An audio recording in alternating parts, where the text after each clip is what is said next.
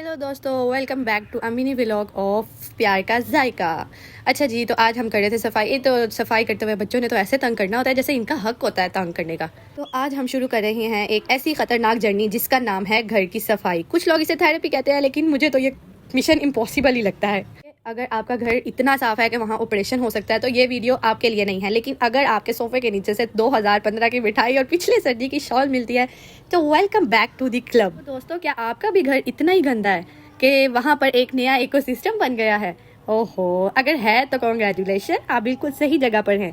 आज मैं आपको दिखाऊंगी जब मोटिवेशन 0% हो और गंद 100% हो तो क्या होता है कि हमें सफाई खुद ही करनी पड़ती है। अच्छा जी, तो मैं यहाँ करी थी, बिस्तर वगैरह सारी तय करी थी, फिर मैंने झाड़ू लगाई पूरे घर में, सीढ़ियों पर लगाई। मैंने कहा लगा लेते हैं, जहाँ करना तो पड़ता है। फिर आपको पता है, सफाई करते हुए मैं बोल रही थी रगड़ दे वे माया, रगड़ दे चंगी तरह, रगड़ दे चिट्टा घोरा कर दे।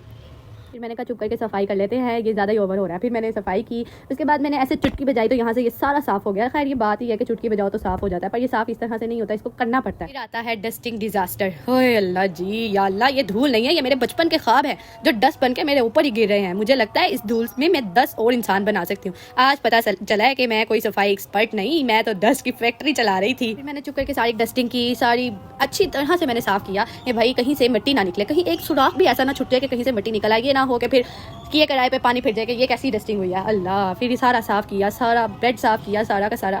सफाई करते हुए फिर मुझे एक जोक याद आया, क्योंकि मैं आप लोगों के साथ अपना जोक शेयर करती हूँ। एक मेंटल होता है, वो हॉस्पिटल के एक रूम में सब पागल डांस कर रहे होते हैं मेंटल हॉस्पिटल में ना। तो उनमें से ना एक पागल चुप करके बैठा होता है। डॉक्टर उनसे पूछता है कि तुम डांस क्यों नहीं कर रहे? वो इतना पागल होता है, कहता है चुप बेवकूफ़, मैं तो दूल्हा हूँ। अगर आपको हंसी नहीं आई तो कोई बात नहीं, मैं आपको नेक्स्ट वीडियो में कोई और जोक सुना दूंगी। कोई मसले वाली बात नहीं, मैं आपको नेक्स्ट वीडियो में कोई और जोक सुना दूंगी। चले अब यहाँ आते हैं हम। अब जाहिर सी बात है, अब जब नीचे की सफाई हो गई तो अब किचन में जाने की बारी। हाय हमारा गम, तेरा गम मेरा गम एक जैसा सनम। खैर फिर हम आते हैं अपने किचन में। प्यारे से किचन में हमारा स्वागत कीजिएगा।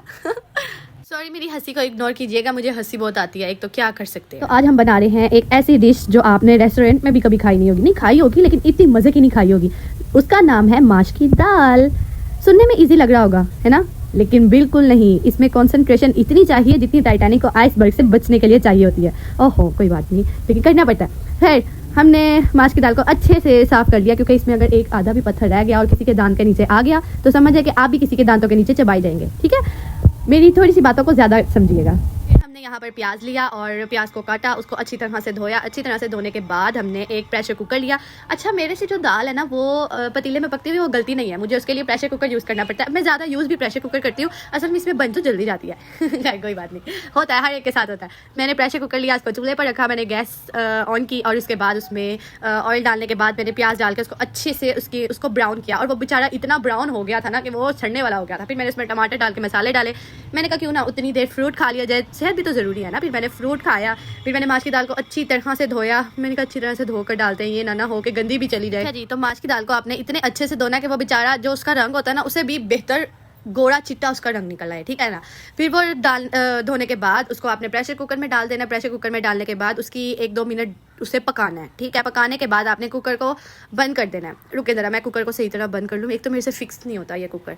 मैंने फिर इसको कुकर को बंद किया। बंद करने के बाद मैंने इसको कोई 6 से 7 मिनट मैंने प्रेशर कुकर को लगाया। चले जी, ये है हमारी फाइनल लुक माश की दाल की। रेस्टोरेंट मिलते हैं आपको नेक्स्ट वीडियो में, तब तक के अल्लाह हाफिज़।